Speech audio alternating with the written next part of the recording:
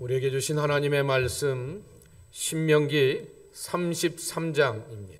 29절서부터 34장 7절까지의 말씀입니다. 이스라엘이여, 너는 행복한 사람이로다. 여호와의 구원을 너같이 얻은 백성이 누구냐? 그는 너를 돕는 방패시오 내 영광의 칼이시로다. 내 대적이 내게 복종하리니 내가 그들의 높은 곳을 밟으리로다.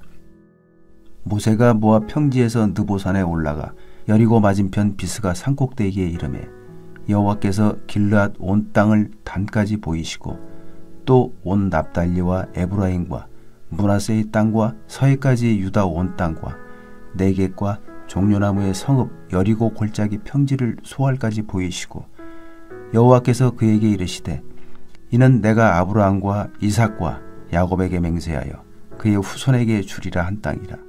내가 내 눈으로 보게 하였거니와 너는 그리로 건너가지 못하리라 하시매 이에 여호와의 종 모세가 여호와의 말씀대로 모압 땅에서 죽어 벳부올 맞은편 모압 땅에 있는 골짜기에 장사되었고 오늘까지 그의 묻힌 곳을 아는 자가 없느니라. 모세가 죽을 때 나이 120세였으나 그의 눈이 흐리지 아니하였고 기력이 쇠하지 아니하였더라. 예수 그리스도 안에서 행복한 사람 여러분 모두가 되길 축복합니다. 신앙은 소유의 문제가 아니라 존재 문제인 것입니다. 얼마나 많이 가졌는가라고 하는 것으로서 나를 평가하는 것이 아니라 내가 하나님의 사람으로서 어떻게 서 있는가라고 하는 것입니다. 많은 것을 가졌다라고 하게 되면은 교회에서 돈 많은 사람들이, 높은 지위에 있는 사람들이, 그리고 행세께나 하는 사람들이 교회 지도자 노릇을 해야 할 것입니다. 그러나 교회는 결코 그런 사람들이 잘난 체하거나 환영받는 공간이 아니라 얼마나 하나님 앞에 서기를 기뻐하고 즐거워하느냐라고 하는 것을 그 간구하는 그 모습으로서 하나님의 사람들의 모습들을 우리가 알아가게 됩니다. 자, 성경에 한번 예를 들어볼까요? 하나님께서는 믿음의 조상 아브라함, 이삭, 야곱에게 약속하셨습니다. 젖과 꿀이 흐르는 땅을 주겠다 말씀하셨고 기름진 땅을 간직하게 될 것이다 라고 하였고 그 땅의 소산의 열매를 풍족하게 내게 주겠다라고 하는 땅의 소산을 소유할 수 있는 부유한 삶의 조건들을 계속해서 반복하여서 말씀하셨지만은 반복되는 또 하나의 표현이 있습니다. 내가 너와 함께 있어 라고 하는 이 선언은 제일 먼저 전제되는 약속이라고 하는 것입니다. 대표적으로 창세기 26장 3절입니다.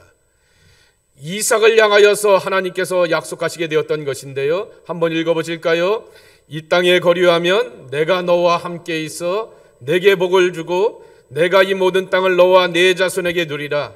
내가 내 아버지 아브라함에게 맹세한 것을 이루어. 그랬습니다. 이게 무슨 내용이냐고 하면은 이삭도 이 가나안 땅이라고 말하고 아버지가 축복받았다라고 하는 땅에서 기근과 흉년을 만나게 됩니다. 그랬더니 옆 동네 이집트 애굽을 바라보게 되었더니 늘 날강이 있어서 기름지고 농사짓기 좋은 땅이니까 이 흉년을 피하여서 저기 한번 가볼까라고 마음먹고 계획을 세우려고 하게 되니 하나님께서 이삭에게 나타나셔서 말씀하십니다. 여기 머물러 라고 말씀하시죠. 그리고 내가 너와 함께 있어 라고 하는 그 말씀을 먼저 전제 조건으로 다시고서 너와 내 자손들을 향하여서 복주겠다라고 말씀하시게 되었던 것입니다. 여러분 창세기 26장에 보게 되면은 이삭이 이 그랄 지역으로 내려가게 되면서 거기서 그 원주민들 토백이들한테 엄청난 텃세를 당하게 되면서 우물을 팠다가 빼앗기고 우물을 팠다가 양보하고 우물을 팠다가 돌려주게 되면서 계속해서 옮겨가게 됩니다. 그때마다 하나님은 이 이삭에게 말씀하시기를 내가 너와 함께 있어 라고 말씀하고 있는 것입니다. 아니 누군가는 똑같은 우물이 있었음에도 불구하고 있는지도 없는지도 알지도 못하게 되었지만은 누군가는 삽질을 하고 우물을 파게 되면은 계속해서 우물이 콸콸콸 쏟아지는 그 은혜를 누리게 되었을까라고 하는 것입니다. 하나님이 함께 있다라고 하는 것입니다. 심리학자이자 철학자이기도 하게 되었던 에릭 프롬은 소유를 이렇게 정의합니다. 소비하고 다시 소유하는 것에 대하여서 우리는 끊임없이 욕망을 갖게 되면서 이 뭔가를 갖는 소유는 우리를 행복하게 하는 것이 아니라 끊임없이 갖고 싶어하는 마음의 허전함과 고마움과 야망만 만든다라고 하는 것입니다. 반대로 to be, 존재한다라고 하는 것은 나와 하나님과의 관계를 바라보게 되고 나와 사람, 그 사람이란 제일 먼저는 가족이 있습니다. 가장 가까운 사람들을 보게 됩니다. 그리고 같이 학교를 다니고 일터에 있게 되는 코워커들을 보게 됩니다. 그들하고 어우러지게 되면 내 삶이 굉장히 불편하고 할 수 있는 것들이 없어지게 되는 것입니다. 그리고 세계입니다. 어떨 때는 주변에 있는 사람들이 다 나를 돕는 것처럼 보이게 되기도 하고 어떨 때는 주변에 있는 모든 환경과 사람들이 나를 향하여서 멀리하며 찌르는 가시처럼 다가오기도 하게 되는 것입니다. 하나님을 그렇게 만나기도 하게 되고 가족들을 그렇게 경험하면서 정말 사람의 원수는 자기 집안 식구야 라고 하는 예수님의 말씀이 생생하게 떠오르게 되는 가족들로부터의 불편함도 있게 되지만은 역시 가족밖에 없어 라고 하는 가족들로부터의 사랑과 위로도 우리가 경험하게 되는 것입니다.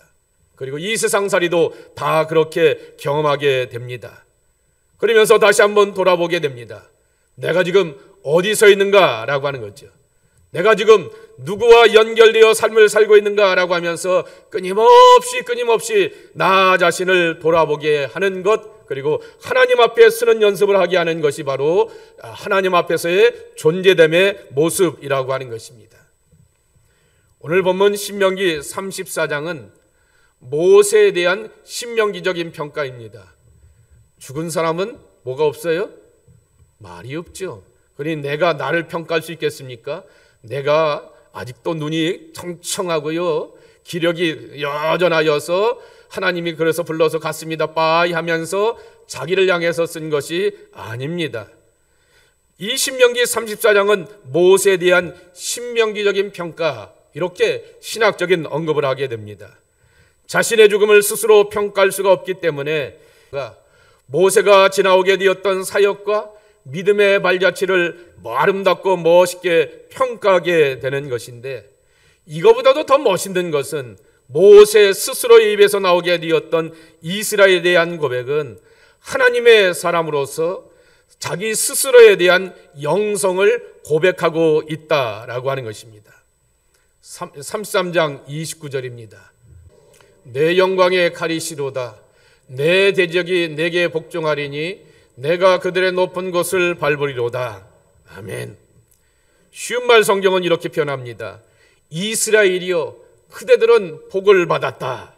쭉 나머지 이야기들은 이어지게 되는 것이죠.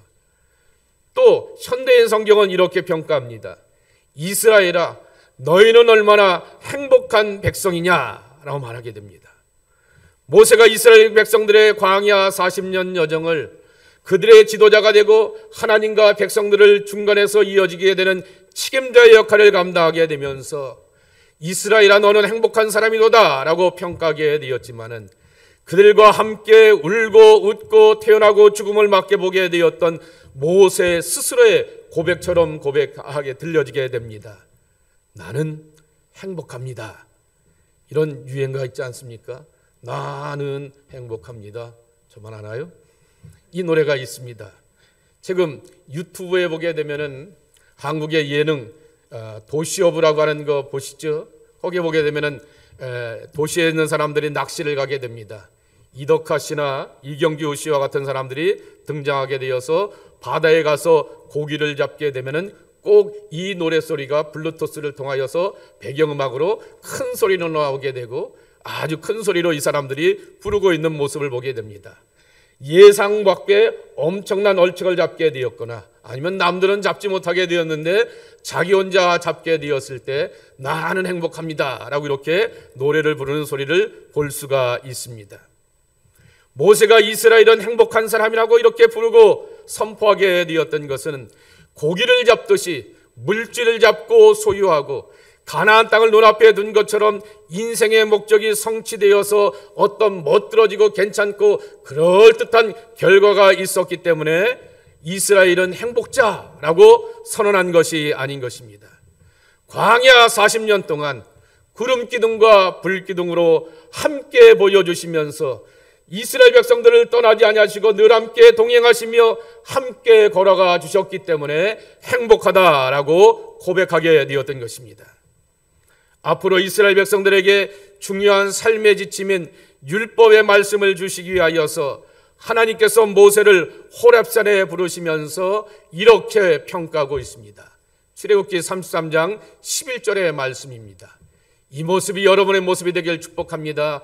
여호와께서는 모세와 대면하여 말씀하시며 모세는 진으로 돌아오나 눈의 아들 젊은 수종자 여호수아는 회막을 떠나지 아니하니라.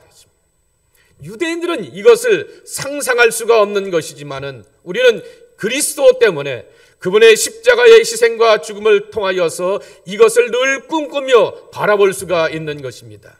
그리스도가 십자가 위에서 죽으심으로 말미암아 온 세상의 저주를 끊고 하나님과 우리를 연결시켜 주셔서 사람이 자기 친구들을 만나게 되는 것 같이 하나님과 대면하며 교제할 수 있는 기쁨과 강명을 허락하여 주셨다라고 하는 것입니다.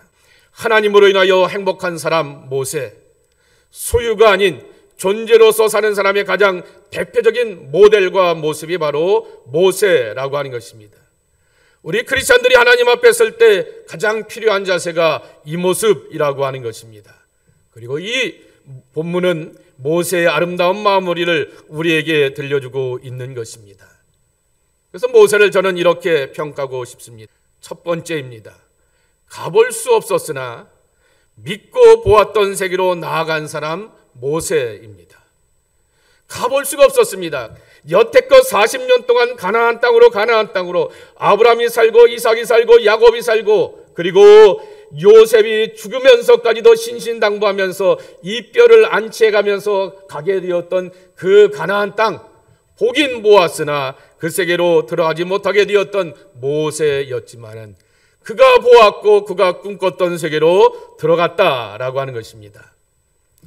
모세에게 있어서 가나안 땅은 조혜일 씨의 소설 제목과 같이 갈 수 없는 나라였습니다. 광야 40년 동안 불순종의 백성들을 다독이고 하나님 앞에 가서는 백성들의 잘못을 대신하여서 하나님, 내 이름을 하늘나라 생명책에서 지워버리시더라도 이들을 여기 가나안 땅으로 인도하여 주시고 약속의 백성으로 살게 하여 주십시오라고 간절히 원했던 모세였습니다. 그러나 하나님은 그런 모세에게 느보산 비스가 골짜기 편의 꼭대기에서 가나안 땅을 쭉 보여주시면서 모세야, 너는 여기까지라고 이렇게 선포하십니다. 너는 여기까지고 못 들어간다라고 하는 하나님의 절대 선언을 듣게 되는 것입니다.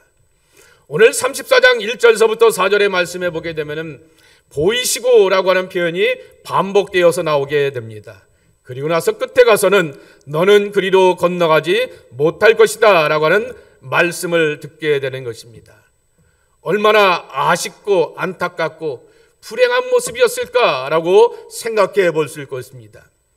아니, 여태껏 광야의 이스라엘 백성들은 많은 잘못과 허물과 죄악이 있었음에도 불구하고 그들을 인도하여 주셔서 가나안 땅에 들어가게 하셨는데 하나님은 고작 모세가 한 가지 실수한 것 가지고서 그걸 두고두고 꼬투리 잡으셔서 하나님의 뒤끝이 장난이 아니네 라고 이렇게 말할 수 있을 정도로 왜 이렇게 모세를 향하여서는 관용이 없으시오 라고 하면서 하나님의 공정성에 대하여서 질문을 던져볼 수도 있었을 것입니다.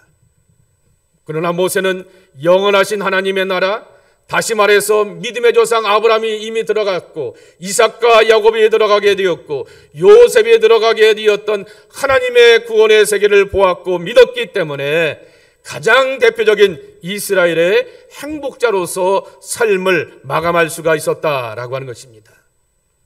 저는 신명기 34장 1절의 말씀을 보게 되면서 아브라함의 모리아산이 떠오르게 됩니다. 그리고 예수님의 골고다 언덕이 떠오르게 되는 것입니다. 자, 여쭤보겠습니다. 이때 나이가 모세가 몇 살이라고요? 120세입니다. 자, 여쭤볼게요. 또 이 산을 향해서 올라가게 되었을 때 누가 옆에서 이 노인분을 향해서 부추겼죠? 아니죠. 죽으러 올라가는 길입니다. 하나님이 부르시는 길이기 때문에 감히 여호수아도 쫓아갈 수 없는 그러한 길이라고 하는 것입니다. 평지에서 산까지 올라가는 그 여정을 젊은 사람이 산을 올라가도 힘들고 호흡이 가쁠 텐데, 이 120세의 노인네가 올라가려고 하게 되었을 때 얼마나 힘들었을까라고 하는 것입니다. 그리고 산 꼭대기까지 올라가게 하는 것입니다. 누군가의 부축도 받지 못하게 되고 하나님이 엄숙하게 부르시니 느보산을 향하여서 올라가게 되었던 모세의 발걸음은 어떠했을까라고 하는 것입니다. 여러분, 수구추심이라고 하는 말을 아시죠? 여우도 때가 되어서 자기 죽을 때를 알면은 돌아갈 것을 알게 되고 찾아갈 것을 찾는다라고 말하게 되는데, 모세가 자신의 마지막 때를 알고 하나님이 부르시니 이 추구초심의 심정으로 하나님 앞에 서게 되었던 그의 발걸음이 얼마나 힘들고 무겁고 그리고 터벅터벅 그렇게 걸어가는 발걸음이었을까라고 하는 것입니다. 아브라함의 모리아산이 오보렙이 됩니다. 예수 그리스도의 골고다 언덕과 갈보리의 그 언덕이 오보렙이 되게 되는 것입니다. 창세기 20장을 보시게 되면은 아브라함이 자기 아들 이삭을 제물로 바치기 위하여서 사흘길을 걸어서 멀리 있는 모리아산이 보여지게 되었을 때, 창세기 22장 4절 말씀을 보시게 되면은 이렇게 말하게 되는 것입니다. 하인들을 따로 떼어놓고 어린 아들 이삭을 데리고 올라가는 그의 발걸음, 아들을 제물로 바치게 되었던 그의 발걸음은 어떤 심정과 어떤 발걸음이었을까라고 하는 것입니다. 어린 꼬마도 상식적인 이야기를 하게 됩니다. 아니, 하나님 앞에 제사를 드려 간다고 하는데 아버지, 제물은 도대체 어디 있습니까? 라고 묻는 것 당연한 질문 아니겠습니까? 근데 하나님은 제물을 이삭을 바치라고 요구하게 되었는데 내가 제물이다 라고 감히 말할 수 있겠습니까? 그러니 그 아버지의 발걸음은 얼마나 힘들고 무거운 발걸음이었을까라고 하는 것입니다. 마가복음 15장 22절서부터 23절 말씀에 보게 되면은 예수님께서 골고다 언덕을 향해서 올라가게 되었을 때 모략을 탄 포도주를 주었으나 예수께서 받지 아니하시니라 그랬습니다. 모략이 뭐죠? 일종의 마취 역할을 하게 되는 것이죠. 잠시 잠깐의 고통을 잊게 하는 마취제 역할의 모략까지도 거부하게 되면서 골고다 정상과 십자가 위에서의 수치와 조롱, 마지막 죽음까지 감내하셨던 것이 예수님의 발걸음이었다라고 하는 것입니다. 아브라함은 행복하였을까? 예수는 행복하였을까? 그리고 모세는 자기가 여태껏 올라오게 되었던 이것을 향하여서 하나님이 거절하시면서 너는 여기까지니 더 이상 가지 못한다 라고 말하게 되었을 때 그는 과연 행복한 사람이었을까라고 하는 것입니다. 여러분에게 윤동주의 시 십자가를 함께 소개해 보려고 합니다. 우리 한번 조곤조곤 십자가라고 하는 시 한번 읽어보실까요? 쫓아오던 햇빛인데 지금 교회당 꼭대기 십자가에 걸렸습니다. 첨탑이 저렇게도 높은데 어떻게 올라갈 수 있을까요? 종소리도 들려오지 않는데 시파람이나 불며 서성거리다가 괴로웠던 사나이 행복한 예수 그리스도에게처럼 십자가가 허락한다면 모가지를 들이우고 꽃처럼 피어나는 피를 얻어가는 하늘 밑에 조용히 흘리겠습니다. 여러분 잘 아시는 것처럼 윤동주 그의 시를 우리는 정말 다 하나는 알고 있게 되는 그의 시입니다. 시인이자 민족주의자였고 독립운동가였습니다. 그러한 배경은 그의 외할아버지였던 김야견 목사, 김야견 선생으로부터 영향을 받게 되었습니다. 만주 상동과 명동에 용정에 명동학교를 세우게 되었던 이가 바로 김야견 목사인 것이죠. 그 밑에서 영향을 받게 되었던 엄청난 한국 근대사에 탁월한 인물들이 등장하게 됩니다. 김재준 박사 같은 분도 그때 등장하게 되고요. 문익한 뭉동한 목사, 그의 아버지였던 문재림 목사도 거기서 이렇게 신앙의 훈련을 받게 되고 목회를 하게 되었고, 그리고 장준하와 같은 한국 독립운동사에 그리고 한국 역사의 가운데서 빼놓을 수 없는 탁월한 인물이 등장하게 되는데 이분들이 다 거기서 자라게 되었던 것이죠. 그 뿌리가 다 한신대와 이어지게 되는 그러한 뿌리이기 때문에 한신대 사람들이라면 잊지 말아야 될 사람들이 이 윤동주이기도 하게 된 것을 보게 됩니다. 그러니 자신의 운명을 알고 있게 되는 것이죠. 독립운동을 하게 되면 당연히 핍박을 당하게 되고 목숨의 위협을 받게 된다라고 하는 것이죠. 오늘 모가지를 들이우고 라고 표현하게 되는 것처럼 자신의 목을 내놓아야 되는 그러한 모습이었지만은, 그러나 누구를 오버랩하면서 떠올리냐라고 하게 되면 예수 그리스도라고 하는 것입니다. 그 예수 그리스도를 이렇게 평가합니다. 괴로웠던 사나이, 그러나 행복한 예수 그리스도처럼 이라고 이렇게 평가하게 되는 것입니다. 예수님이 바로 그런 삶을 사셨던 것이죠. 십자가의 저주와 조롱의 그러한 괴로움이 있었게 되었지만은, 그러나 하나님의 뜻을 알고 하나님의 계획을 따라서 순응하며 살아왔기 때문에 행복한 사람이라고 하는 것입니다. 자신의 사명과 운명을 알고 하나님의 선하심에 자신을 위탁하였던 사람들이 바로 아브라함이었고, 그리고 또한 모세였다라고 하는 것입니다. 그래서 이렇게 결론을 내릴 수가 있습니다. 이런 사람들이 바로 행복한 사람들이라고 하는 것입니다. 자신의 미래와 운명을 위해서 사는 자신의 욕망과 야망의 사람들이 아니라 하나님께 삶을 맡기게 되었던 사람의 행복, 바로 모세가 우리에게 가르쳐주는 삶이라고 하는 것입니다. 오늘도 우리는 광야를 지나가게 됩니다.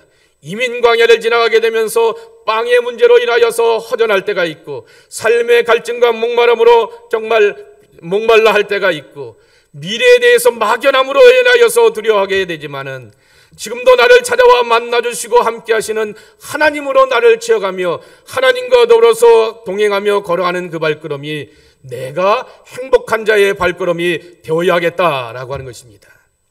그러기 위해서 우리가 놓치지 말아야 될 것이 하나 있습니다. 이것이 여러분의 평생의 기도의 제목이 되길 축복합니다. 두 번째 제목입니다. 함께 읽겠습니다. 뭐라고요? 평생의 기도는 눈이 흐리지 않기를 위해서 간구해야 한다라고 하는 것입니다. 여러분, 34장 7절 말씀해 보게 되면은 모세의 마지막을 정리하고 평가하는 가장 멋진 그러한 모습이었습니다. 그의 나이 120세였으나 그의 눈이 흐리지 아니하였고 기력이 쇠하지 아니하였더라라고 말합니다. 눈이 흐리지 아니하였다라고 말하게 됩니다. 우리는 이것이 시력의 문제, 노안의 문제가 아닙니다. 아이 목사님, 갑자기 밤에 운전하려고 하게 되면 차가 두 대로 보여요라고 하는 노안의 문제도 아닙니다. 이번 주에 백내장 수술하시는 분이 계시는데 백내장이 찾아오게 되고 녹내장이 찾아오게 되었고 어질어질하여서 난독이 옵니다라고 하는 그러한 문제가 아니라고 하는 것을 여러분 잘 아실 것입니다. 자, 다른 번역을 한번 보겠습니다. 표준세 번역입니다. 모세가 죽을 때 나이가 120살이었으나 그의 눈은 빛을 잃지 않았고 그랬습니다. 공동 번역입니다. 그의 눈은 아직 정기를 잃지 않았고 그랬습니다. 쉬운 성경입니다. 그의 눈은 어두워지지 않았고 그랬습니다. 또 쉬운 말 성경입니다. 그는 죽는 그날까지 눈빛이 형령하였고 라고 하는 그 뜻이라고 하는 것입니다. 주석에 보게 되니 이 눈을 이렇게 평가하게 됩니다. 한번 천천히 여러분 읽어보실까요? 시작. 눈은 인간의 내적 존재의 거울이다. 눈은 관대함, 인색함, 계획, 교만, 겸손, 조롱, 동정, 탐욕 등을 반영한다라고 하는 것이죠. 말 그렇지 않습니까? 눈을 바라보게 되었을 때 아우 사람이 이렇게 순수해 말하게 되고, 눈을 바라보게 되었더니 어줍지 않게 교만해라고 하는 것도 읽을 수가 있고요. 눈을 바라보게 되었더니 진실한 모습도 바라볼 수가 있게 되고요. 남을 향하여서 하대하고 깔보게 되는 조롱의 눈도 우리는 이 눈을 통하여서 평가한다라고 하는 것입니다. 그래서 인간 내적 존재의 거울이 바로 눈이라고 하는 것입니다. 근데 재미난 것은 히브리어 단어가 한 6천 단어밖에 되지 않기 때문에 항상 이중적, 삼중적인 그러한 뜻을 담고 있게 되는데, 눈이라고 하는 히브리어 단어가 아인이라고 하는 것입니다. 이 아인이라고 하는 히브리어 단어의 또 하나의 의미는 뭐냐라고 말하게 되면은 샘솟는 샘물이라고 하는 것입니다. 여러분, 저수지와 연못과 비교해야 되는 샘물의 특징은 무엇입니까? 자그마한 터이기도 하고 그리고 작기도 하지만은 끊임없이 솟아나게 되는 것이 샘물의 기쁨이고 샘물의 즐거움이고 샘물의 신선함 아니겠습니까? 그렇기 때문에 우리의 눈이 바로 끊임없이 하나님의 말씀을 비춰가면서 하나님과 대화하고 독대하면서 하나님을 알아가면서 샘솟는 샘물의 은총과 같은 모습이 되어야 한다라고 하는 것입니다. 그래서 34장 7절 뒤에 보게 되면은 뭐라고 표현하고 있냐고 하면은 눈이 흐리지 아니하였고 기력이 쇠하지 아니하였더라라고 이렇게 평가하여 주고 있는 것입니다. 이렇게 기력이 쇠하지 않는 것은 샘솟는 하나님의 말씀의 은총 가운데 선하신 가운데 자신을 채워가게 되었기 때문이다라고 하는 것입니다. 읽지 않았지만 34장 10절 말씀에 보게 되면 이런 말씀이 있습니다. 이것이 바로 모세의 길을 걸어가다 보게 되면서 우리가 만나야 될 믿음의 모습이라고 하는 것입니다. 이스라엘 역사 가운데서 모세와 같은 예언자 선지자가 없었다라고 이렇게 비교하게 되면서 그의 신실함과 삶을 칭찬하게 되는 것입니다. 그리고 우리는 도대체 어떻게 하면 모세와 같은 삶을 살 수 있을까라고 하면서 답을 하나 제시하게 되는데 끝에 말씀입니다. 쉬운 성경에 보게 되면은 모세는 여호와께서 얼굴과 얼굴을 마주하여 말씀하신 사람이었습니다 라고 이렇게 번역해 놓았습니다. 여호와여 여호와를 대면하여 말씀을 듣는 자라고 이렇게 아는 자라고 말하게 됩니다. 히브리어로 야다라고 하는 말의 뜻 기억하시죠? 알다라고 하는 말입니다. 부부가 같이 살면서 동침하면서 아내를 알고 남편을 안다라고 하는 그 어원을 갖고 있는 것이 야다라고 하는 것입니다. 지나가던 아무개를 알고 지나가던 그 사람을 내가 봤고 그 사람하고 내가 커피 한잔 했기 때문에 내가 그 사람 알아라고 하는 것은 야다의 의미가 아니다라고 하는 것입니다. 20년, 30년, 40년 살다 보게 되니까 내 아내가 어떤 생각과 어떤 마음을 갖고 있는지 내 남편이 어떤 생각과 어떤 마음을 갖고 있는지 안다라고 하는 것이 창세기에 나오게 되었던 야다의 참 뜻이라고 하는 것입니다. 자, 모세가 여호와께 대면하여 그랬습니다.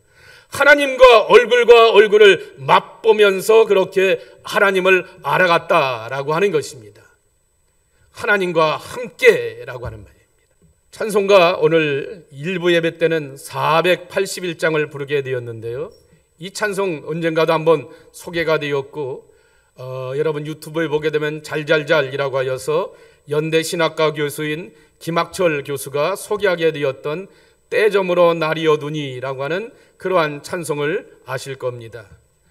그 481장의 영어 제목이 뭐냐라고 하면은 Abide with me라고 하는 제목입니다. 더 쉬운 말로 표현하게 되면 Stay with me입니다. 나와 함께 머물러 계십시오 라고 하는 그러한 찬송인 것입니다. 이 찬송이 언제 불려질까요? 다음 달 5월에 맨체스터 더비에서 불려지게 됩니다. 웸블던 구장에서 이제 맨체스터 유나이티드하고 맨체스터 시티가 FA컵 결승을 하게 됩니다. 어디가 이길 것 같아요? 아실 분은 아시겠지만 그렇지요. 그렇지만은 이때 항상 불러지게 되는 노래가 Abide with me라고 하는 노래입니다. 이 찬송이 어떻게 불려지게 되었냐라고 말하게 되면은 1927년에 웨일즈에 있는 카디프 팀이라고 하는 팀이 있습니다. 박지성이가 나중에 말년에 가서 이 팀에 잠깐 머물렀죠. 이 팀은 오락가락하는 팀입니다. 프리미엄의 1부에도 올라갔다가 2부에도 떨어지게 되는 그저 그렇고 한 팀인데요. 이 팀이 아스날하고 붙게 되었습니다. 그 유명한 아스날 팀과 붙게 되어서 1대0으로 승리를 하게 되었습니다. 그러니 온 그런 사람들이 약팀이 강팀을 이겼으니 얼마나 좋겠습니까? 너무나 기쁘고 환호성을 불리면서 무려 10만 관중이 함께 이 노래를 함께 부르게 되었던 것입니다. 그 자리에 함께 있게 되었던 영국의 국왕이었던 조지 5세가 큰 감동을 얻게 되면서 부탁을 하게 됩니다. 내 장례식 때 이 찬송을 불러달라라고 말하게 됩니다. 그래서 그의 장례식의 노래가 되었던 것입니다. 그리고 그의 아들이었던 조지 6세가 결혼식을 하게 되는데 결혼식 찬송가로서 이 찬송을 불러주십시오라고 이렇게 요청을 하게 되었던 것입니다. 그리고 그의 딸이었던 여러분 잘 아시는 엘리자베스 2세 여왕이 자신의 결혼식에도 이 찬송을 불러드리게 되었다라고 하는 것입니다. 재밌죠? 마치 시편 23편의 말씀이 장례식장에서도 불러지고 어린아이가 태어나는 돌들의 그러한 이야기도 나올 수가 있게 되는 것처럼 이 찬송은 장례식장에서도 불러지게 되었고 결혼식장에서도 불러질 수 있는 그러한 찬송이었다라고 하는 것입니다. 여러분 여기 찬송가를 보시게 되면은 작사가가 헨리 프랜시스 라이트라고 하는 그러한 분입니다. 목사님이셨는데요. 어느 조그만 항구 도시에서 자그마한 교회를 목회하시는 분이었는데 뱃사람들이었고 어부였던 사람들이 함께 신앙생활을 하게 되지만 굉장히 거칠고 어려웠는데 54세밖에 삼지 알게 되었던 이 목사님 앞에서 큰 감화와 감동을 얻게 되면서 이 목사님과 함께 더불어서 신앙생활을 쭉 하게 되었고 목사님 건강하셔야 됩니다. 오래 사셔야 됩니다. 우리 떠나지 마시고 우리와 함께 하셔야 됩니다. 라고 하면서 부탁하면서 이분들과 함께 지나가게 되는데 어느 날도 병막 가운데서 고통 중에서 바닷가를 이렇게 지나가게 되는데 이 바다에 그러한 파도 치는 것을 이렇게 지켜보게 되면서 부르게 되었던 곡을 붙이게 되었던 것이 바로 이 Abide with me라고 하는 그 찬송이었다라고 하는 것이죠. 그러면서 영국 전역에 퍼지게 되었고 그리고 지금은 전 세계 축구를 좋아하는 사람들이 FA컵 결성에서 어느 팀이 이길까라고 하기 전에 먼저 확인하기 전에 우리와 함께 하소서라고 하는 이 찬송을 부르고 있는 것을 보아 예수 그리스도 안에 살고 있는 우리는 하나님을 아버지라고 고백하면서 두렵고 떨림이 아니라 아버지를 만나는 설렘과 기대를 가지고서 하나님 앞에 나아가는 자녀들입니다. 하나님의 아버지의 손에 아버지 손에 오늘 뭐가 있지? 라고 하면서 손에 든 것을 향하여서 기대하는 사람들이 아니라 오늘도 하나님 아버지 얼굴을 만나야지, 오늘도 하나님 아버지가 뭐라고 말하는지를 기대하고 그분이 내게 들려주시고 가르쳐주시는 사랑과 교훈의 말씀을 듣고자 하나님과 대화하기를 기뻐하는 사람들이라고 하는 것입니다. 모세가 그리하였기 때문에 가나안 땅에 못 들어가게 되었지만은 행복한 사람이었습니다. 하나님의 아들이 사람의 아들로 와서 천대와 가진 수치와 조롱을 다 당하였음에도 불구하고 아버지의 마음을 알았기 때문에 묵묵히 십자가를 짊어지면서 윤동주의 표현처럼 행복한 사나이 예수 그리스도라고 하는 이름을 남길 수가 있게 되었던 것입니다. 하나님과 대화하며 그 기쁘신 뜻을 알아가는 것이 하나님의 자녀들인 저와 여러분의 모습인 것입니다. 그리고 아버지 때문에 우리는 행복할 수 있고 즐거워할 수가 있습니다. 행복한 사람 예수 그리스도, 그것이 바로 저와 여러분의 이름의 모습이 되고 흔적이 되기를 주님의 이름으로 간절히 축복합니다. 하나님 아버지, 하나님으로 인하여서 행복한 사람 모세, 아브라함, 예수 그리스도, 그리고 나의 이름이 되기를 원합니다. 삶을 살아가면서 아버지 손에 든 것만 바라보게 되는 그러한 어린아이와 같은 신앙이 아니라 아버지와 대화하고 교제하고 아버지의 마음을 헤아리며 그리고 아버지가 나를 다독거려 주시고 답을 주시고 깨닫게 해주시는 깊은 은총을 경험하는 하나님의 자녀들이 우리 모두가 되게 하여 주옵소서. 성숙한 믿음으로 나가는 행복한 사람들, 우리들의 신앙의 이름들 되게 하옵소서. 예수님의 이름으로 축복하며 기도하옵나이다. 아멘.